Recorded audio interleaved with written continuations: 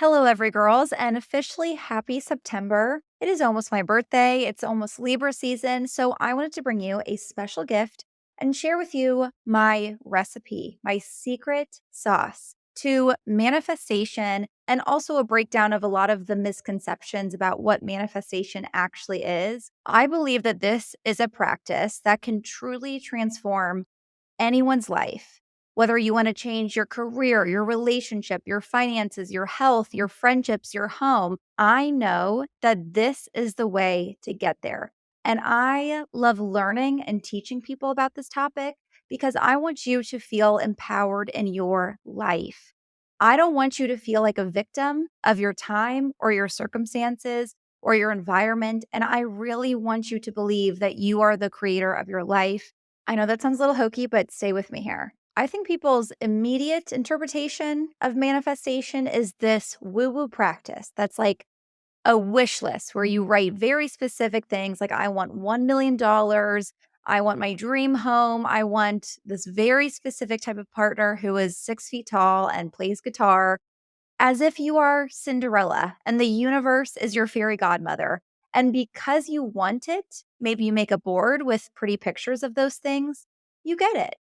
While there are many people who practice manifestation that way, that is not the way that I believe manifestation is effective. There's actually a lot of science and history behind manifestation. Principles similar to manifestation have been used in spiritual and philosophical practices for centuries, from transcendentalism to Hinduism. I actually first heard about ideas similar to what we'll be talking about today in religious studies classes, not from TikTok. And no shame to TikTok, just making a point that manifestation and what we're going to be talking about today is nothing new. There are also lots of scientists and researchers. I'd say the most famous one that you probably know being Dr. Joe Dispenza, who uses quantum physics and neuroscience to prove how people can create their reality. So, this is a topic I've been very passionate about. I very much believe in feeling in complete control of my life.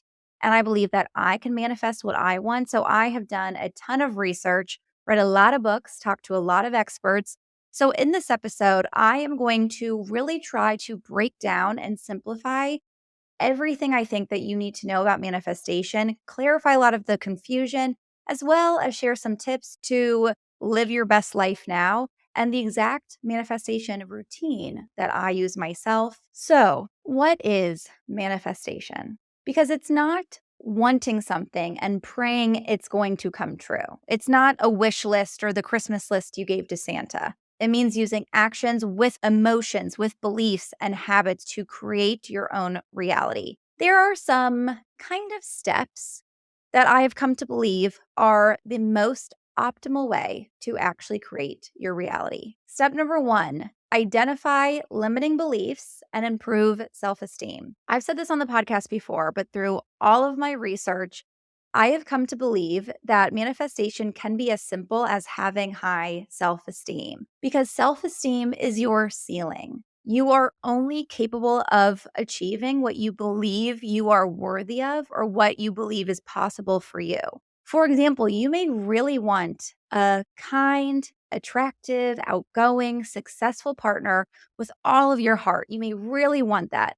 But if there's a little subconscious belief that you are not worthy of this type of partner. Or maybe you have this mindset of every previous person I dated before was a douchebag. Or maybe everyone with the qualities I want, anyone who's worth being in a relationship with is already taken. If you do not believe that it's possible, you will not manifest the relationship or the partner that you want. There are many women that I've coached who want to lose weight. They have spent thousands of dollars trying to lose weight, or they've been off and on yo-yo dieting and workout programs since they were teenagers.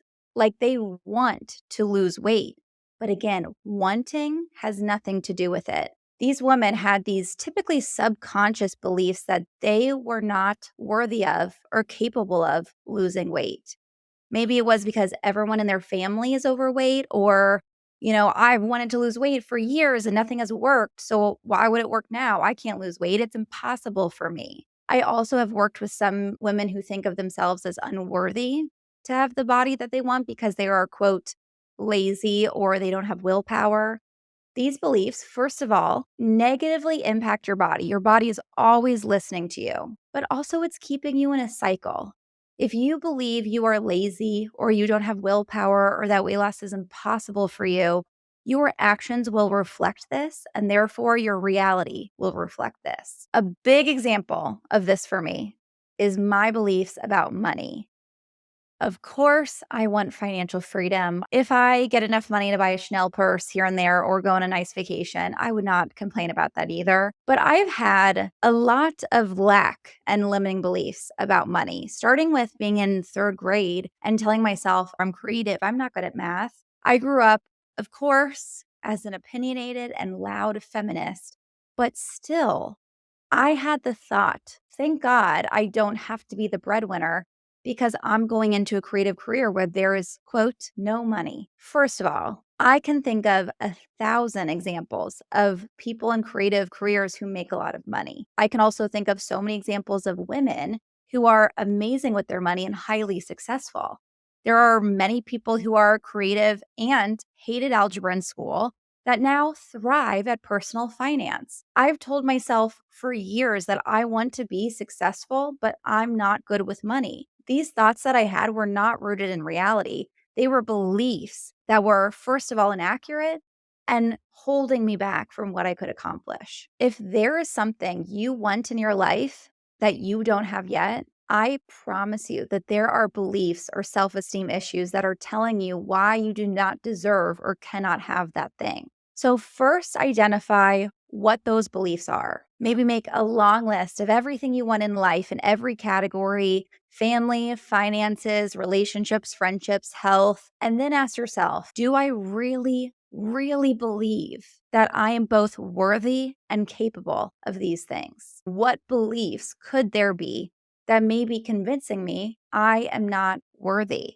or I am not ready or it is not possible for me to have these things? And then begin to disprove those thoughts. Something that I like to do is search for evidence to disprove any limiting beliefs that I have. Maybe that looks like following people on social media who are similar to you or have a similar background to you and got what you want. I can search for a female podcast host who is super successful and makes a lot of money that has no business or financial background. Maybe you could do a Google search for people who have completely cured the same chronic illness that you have. Or maybe this means just reasoning with yourself. So giving yourself evidence like, everyone I've dated in the past has been an asshole. My past does not have anything to do with my future. Here's why I deserve someone who is kind and loving and compassionate and romantic, and make yourself the list. Step number 2 is to identify your identity. No matter what you're trying to manifest, we know the version of ourselves that has the things that we want,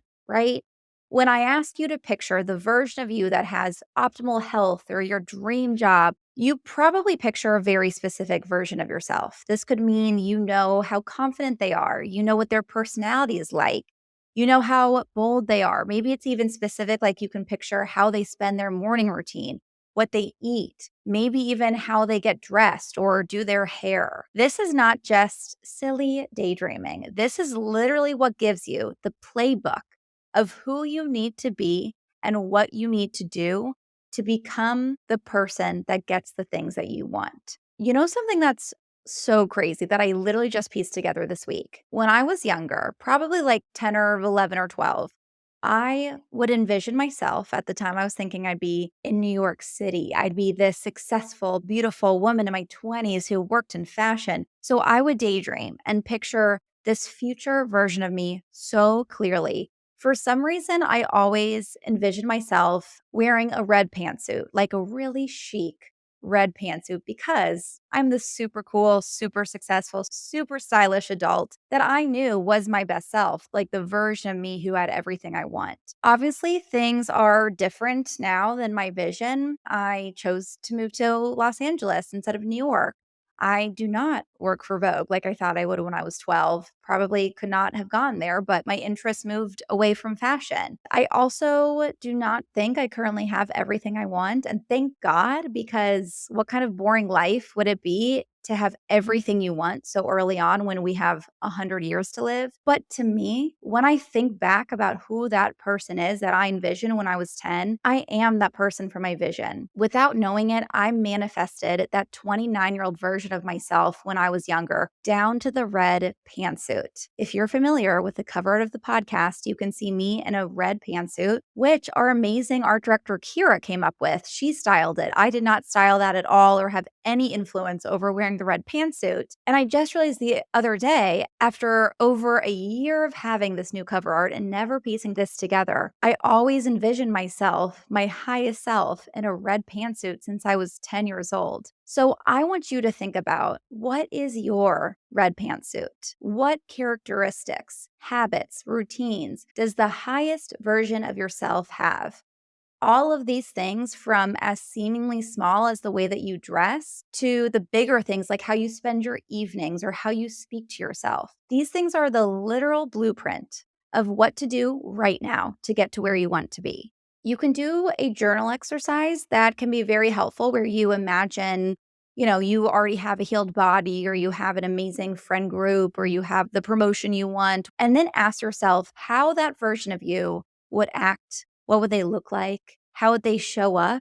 What does that person's morning routine look like? What do they eat? What do they do with their friends? How do they react to stress? And then you can start actually doing these things. Caveat here, if your answer to, what does my high self wear was head to toe Prada, and you're like, Josie, in what world am I going to go buy head to toe Prada for myself? Maybe it's, for example, your highest self wears a blazer even when they're working from home instead of wearing sweatpants. And maybe you do this only sometimes. This doesn't mean like starting tomorrow, never wear sweatpants again. What an awful world that would be. I know my highest self loves to wear sweatpants a lot of the time.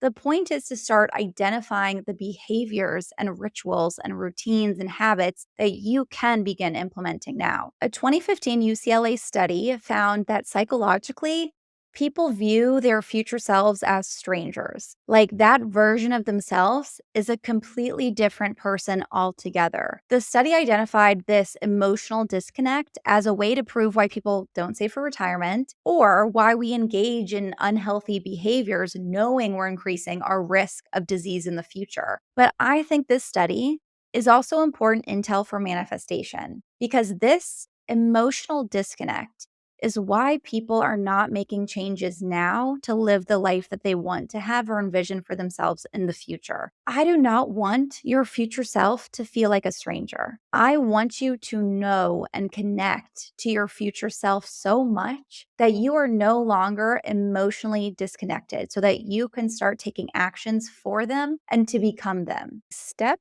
number 3 is to hack your reticular activating system. This sounds very smart and scientific, I know. The reticular activating system is a complex network of neurons that work like a filter for the brain. So we are constantly bombarded with sensory information. If we did not have this reticular activating system, we would not be able to focus on or take anything in about our surroundings, because we would be overloaded, our senses would be overwhelmed. The job of the reticular activating system is to filter irrelevant stimuli and highlight what it deems as relevant. One example of this is, let's say you purchase a red Honda Civic, and suddenly you see a lot of red Honda Civics all over the road. This isn't because a lot of other people just went and bought a red Honda Civic at the same time that you did. This is because before, the reticular activating system, or the RAS, because it's a mouthful, I'm just going to shorten it to RAS, did not see those red Honda Civics as relevant to you, so it didn't notice them.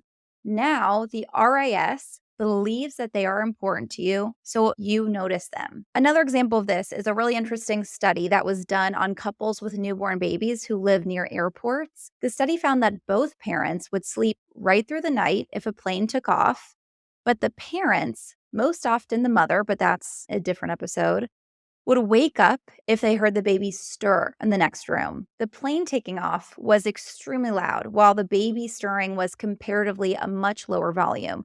So the problem was not what noise was more likely to wake up someone who was sleeping.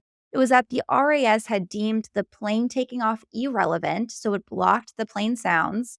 and it deemed the sound of the baby stirring very relevant. So the RAS lets it through and you wake up. How this relates to manifestation is because the RAS reinforces what's in your subconscious. So if your belief is, I'm too lazy to have an exercise routine, it's never going to stick, your RAS will filter out any information or stimuli or emotions that prove that you can have an exercise routine, and it will retain information or stimuli or emotions that reinforce that belief. Or if you really believe it's impossible to meet a quality partner, your RAS will filter out the opportunities and examples of finding the partner you want. But here's the good news: we can condition the reticular activating system, the RAS, to prioritize thoughts and experiences that align with what we want. This is actually where the more popular Instagrammable practices come into play. Repeating an affirmation can be helpful for conditioning your RAS. If you repeat, I am extremely lovable, I am so deserving of affection, if you repeat that enough times, your RAS will start seeing any evidence to support that statement as relevant, making you notice them, and any evidence that does not support the statement as irrelevant and therefore filter it out. If you say the affirmation, I am healthy and vibrant, or I'm going to have an amazing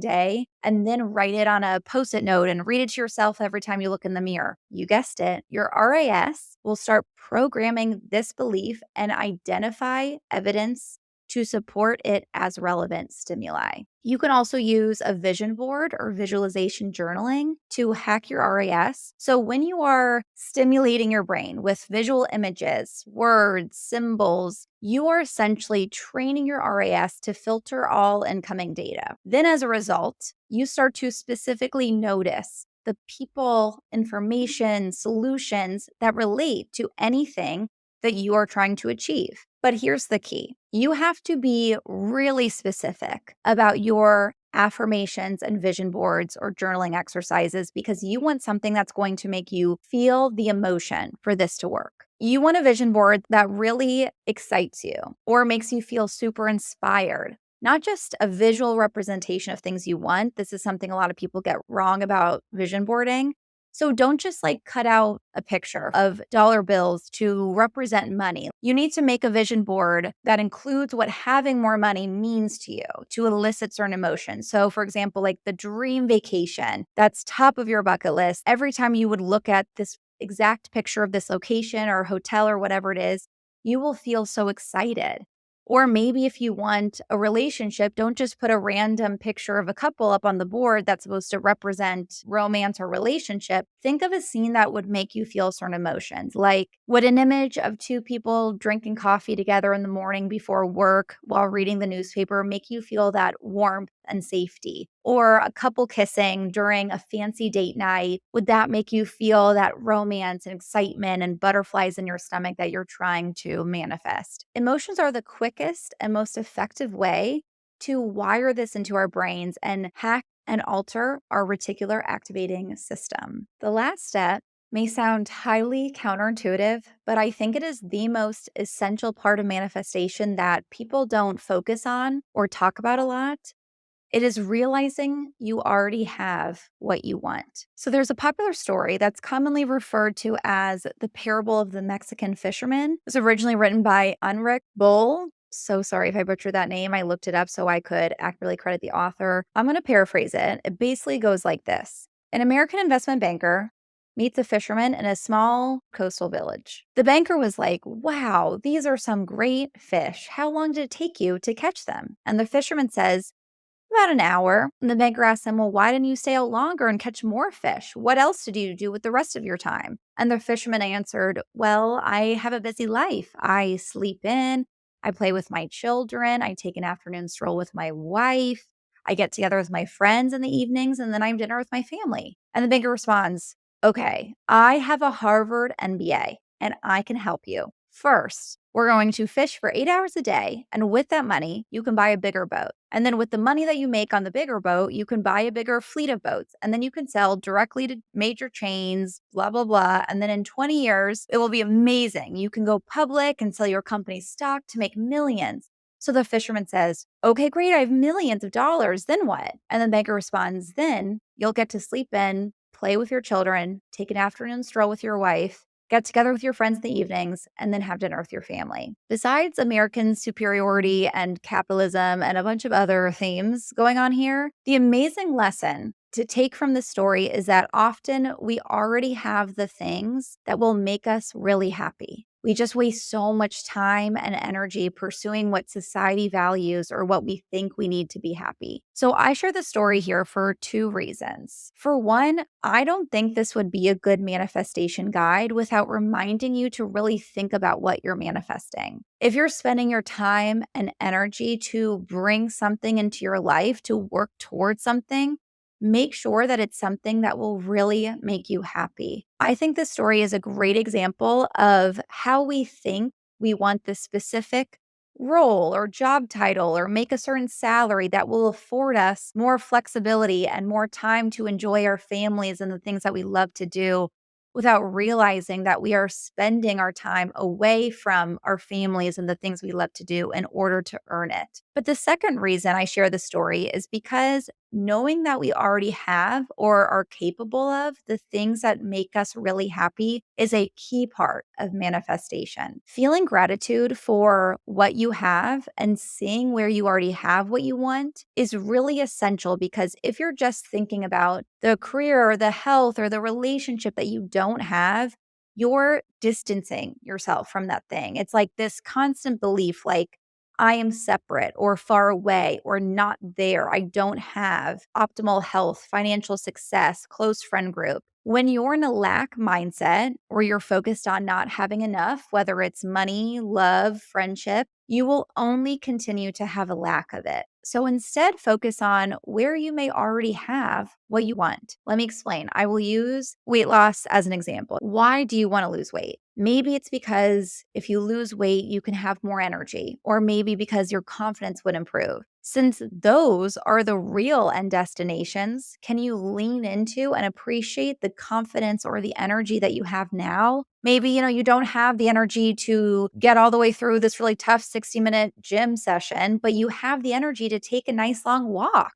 Feel so appreciative of that energy. Maybe you don't feel confident in a swimsuit, but you do feel really confident when you're making your friends laugh. Instead of focusing on where you lack confidence, focus on where you feel confident already. For another example, if you want a more successful career, feel gratitude for the experience you have and even just for the passion you have for what you want. You can visualize and get really clear about what your dream career looks like, but don't waste energy feeling down about how your career is lacking right now. Shifting into that abundance mindset by focusing your energy on what you do have, aka gratitude, will help attract more of that good thing that you feel. Dr. Joe Dispenza talks a lot about how life is just the management of energy, and energy attracts like energy, which is just a more scientific way of saying that when you feel gratitude, you attract more things to be grateful for.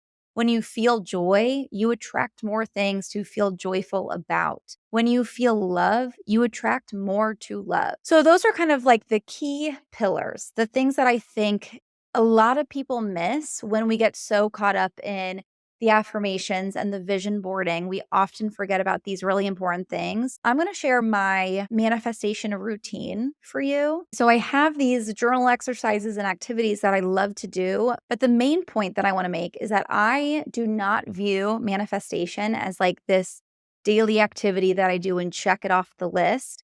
I view manifestation as a lens in which I see the world.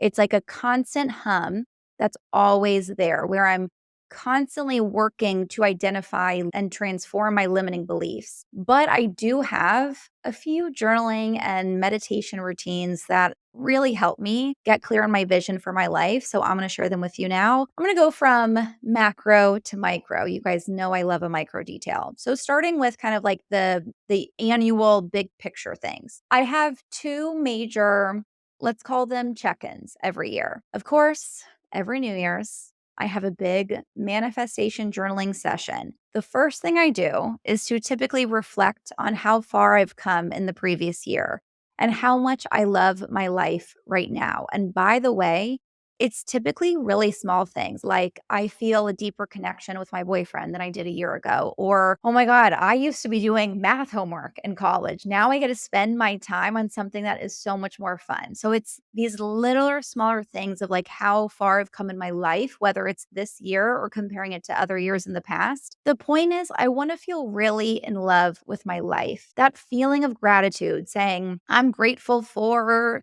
XYZ. It doesn't do much for me. The point is to feel, to get into that high vibrational state of gratitude as an emotion, to like feel it in your bones. It's not just to like think the thought I'm grateful for. The point is to feel it. How I get in that state is feeling awe for my life. It's feeling in awe. It's feeling in love with my life.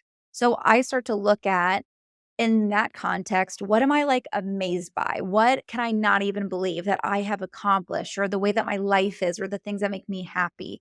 That's the way I'm reflecting on my previous year, not just like what I've accomplished or my goals or what I'm like grateful for in that surface level extent, because I think it's easy to be like, I'm grateful for my family, I'm grateful for my dog.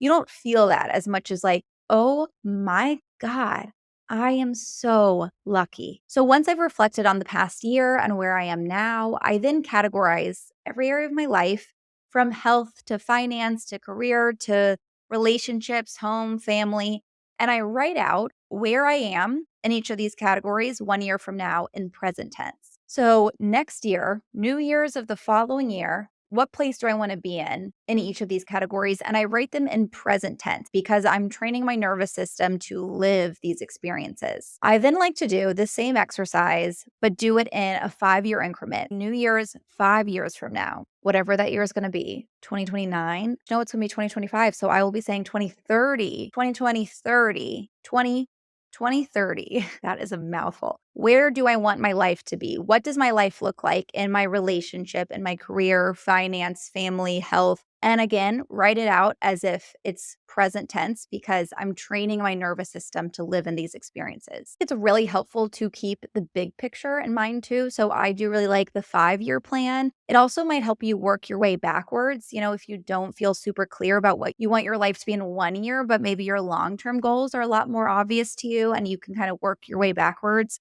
But if 5 years feels really overwhelming and you're like, whoa, whoa, whoa, I'm all about the present at the moment, then just do your 1 year if that feels right to you. Also, you could do next month. You can do 6 months, like whatever time frame feels good for you. The point is to go through life intentionally so that you know what you're working towards. I then make a list of 3 things per category that I can do throughout the year to get closer to each of these goals. For example, if in a year I want to be interviewing A-list celebrities, I want Mindy Kaling and Jennifer Aniston on the podcast. One way I could do that is to meet more people, have a bigger network. One of the things I'm going to do to work towards that goal is to ask someone to coffee once a month or to go to more events. The second big check in of the year is on my birthday. This one is less goal oriented and more about energy and mindset.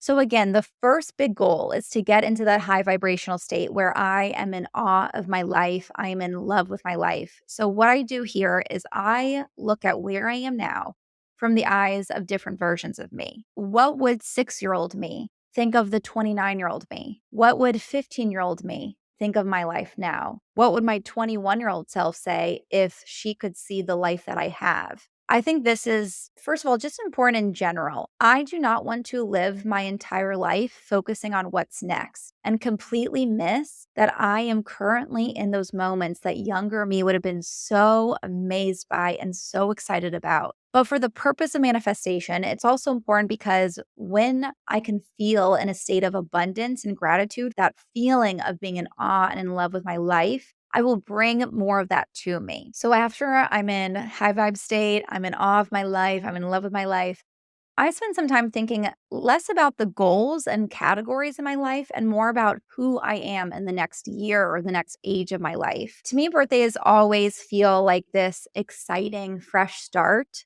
turning into a new year, turning a new age. So I really focus on who am I becoming and also who have I become?